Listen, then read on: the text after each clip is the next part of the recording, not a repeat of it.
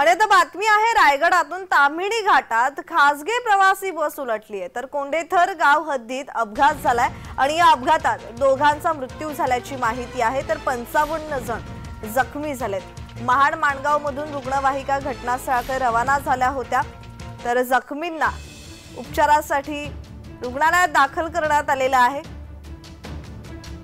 तर माणगाव पुणे दरम्यानच्या ताम्हिणी घाटात हा अपघात झालाय।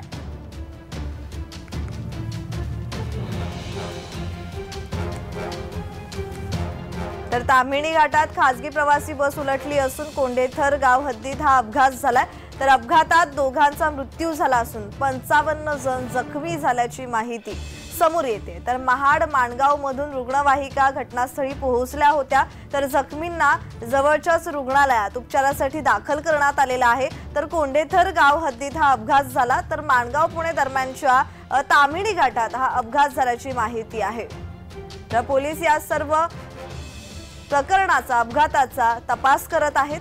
तर ताम्हिणी घाटात खासगी प्रवासी बस उलटल्याने दोघा जणांचा मृत्यू झाल्याची माहिती आहे तर 55 जण जखमी झालेले आहेत। महाड माणगाव मधून रुग्णवाहिका घटनास्थळाकडे पोहोचल्या होत्या। कोंडेथर गाव हद्दीत हा अपघात झालेला आहे। जखमींना जवळच्याच रुग्णालयात उपचारासाठी दाखल करण्यात आलेला आहे। दरम्यानच्या ताम्हिणी घाटात हा अपघात झालेला आहे। तर माणगाव पुणे दरम्यानच्या ताम्हिणी घाटात हा अपघात झाला असून या अपघातात जीवितहानी झालेली आहे। 2 जणांचा मृत्यू झाला असून 55 जण जखमी झालेत।